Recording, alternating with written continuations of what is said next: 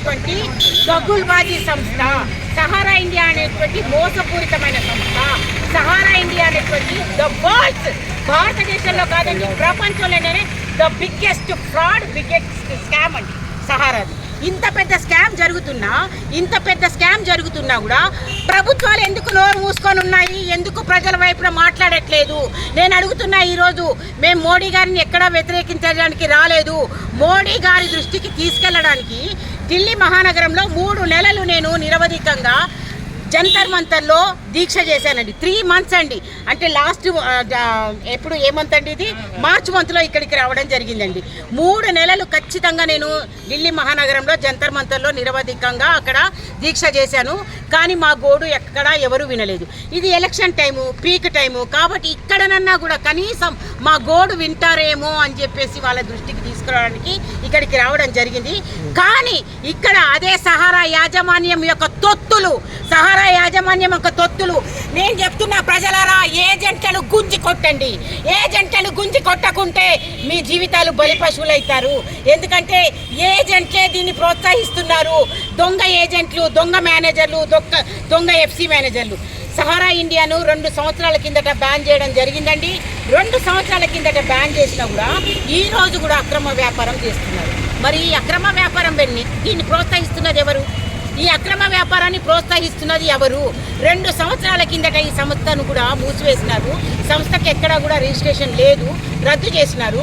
కానీ ఇంకా వీళ్ళు బిజినెస్ చేస్తున్నారు. మరి దీన్ని ప్రోత్సహిస్తున్నది ఎవరు? 13 కోట్ల మంది బాధితులు అండి, సహారా బాధితులు 13 కోట్ల మంది, 86 లక్షల కోట్ల రూపాయలండి. ఈరోజు మా గోడు వినిపించుకోవడానికి వస్తే మేమెవరే? పాకిస్తాన్ వాళ్ళమా? అంటే మేమన్నా తీవ్రవాదులమా? మేమన్నా టెర్రరిస్టులమా? మమ్మల్ని ఎందుకు అరెస్ట్ చేశారు అంటే ప్రజాస్వామ్య దేశం అంటారు కదా, నిన్ను విశ్వగురు అంటారు కదా మోడీ గారు. మరి విశ్వగురువు నువ్వు, పేదల గోడు వినడానికి కూడా నీకు ఓపిక లేదా? అంటే నీకు ఎవరు తొత్తులుగా మారుతున్నారు నీకు ఒకసారి అర్థం చేసుకోండి మోడీ గారు. నేను మళ్ళీ చెప్తున్నాను, మీ బీజేపీ పార్టీ ముసుగులో ఈ సహారా ఇండియా అనే సంస్థ ఇంకా మోసం చేస్తున్నది, ప్రజలను మోసం చేయాలనుకున్నది, అక్రమ వ్యాపారం చేస్తున్నది. మీ దగ్గర ఏవైతే 24,000 కోట్లు ఉన్నాయో 24,000 కోట్లను వెంటనే తక్షణమే విడుదల చేయాలి. మీరు ఆడుతున్నదంతా ఒక డ్రామా. ఇదంతా కూడా కేవలం ఎలక్షన్ స్టంట్. నేనంటాను ఇది బీజేపీ పార్టీ ఫండ్గా ఉపయోగించుకుంటున్నారేమో మా డబ్బును అని నేను నిర్భయంగా మాట్లాడుతున్నాను. ఎందుకంటే లేకపోతే మా డబ్బు తీసుకొని మీరెవరయ్యా మాతో ఆటలు ఆడడానికి? మా డబ్బు అడుగుతున్నాం కదా మిమ్మల్ని. మిమ్మల్ని జాగాలు ఇవ్వమనట్లేదు, భూములు ఇవ్వమనట్లే, ఉద్యోగాలు ఇవ్వమనట్లే. మా పిల్లల పెళ్ళిళ్ళు చేయాలి, మా ఆరోగ్యాలు బాగాలేవు, మా ఆరోగ్యాలు బాగా చేసుకోవాలంటున్నాము. సహారా ఇండియాకి రెడ్ కార్పెట్ పరుస్తున్నది మాత్రం అక్షరాల బీజేపీ ప్రభుత్వం అని సహారా ప్రచారం చేసుకుంటున్నది. మరి ఇది నిజమా?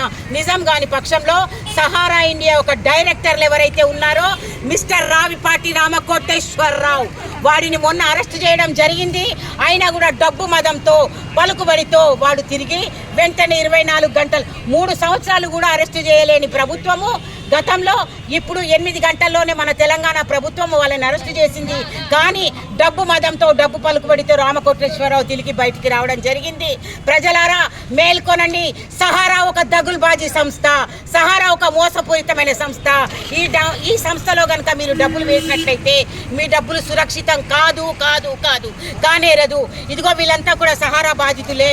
మేము కేవలం మా డబ్బులు ఇవ్వమని అడుగుతున్నాము, మిమ్మల్ని భిక్ష అడగట్లేదు. 10,000 రూపాయలు మాకొద్దు, పోర్టల్ వద్దు, టోటల్ అమౌంట్ మాకు కావాలి. మేము ఏదైతే అమౌంట్ కట్టినామో, కోట్ల రూపాయలు మీ దగ్గర కట్టినామో, మా అమౌంట్ అంతా మాకు కావాలి అని చెప్పేసి మేము ఈ ప్రభుత్వాన్ని విజ్ఞప్తి చేస్తున్నాము. నమస్తే. రాహుల్ మాట్లాడు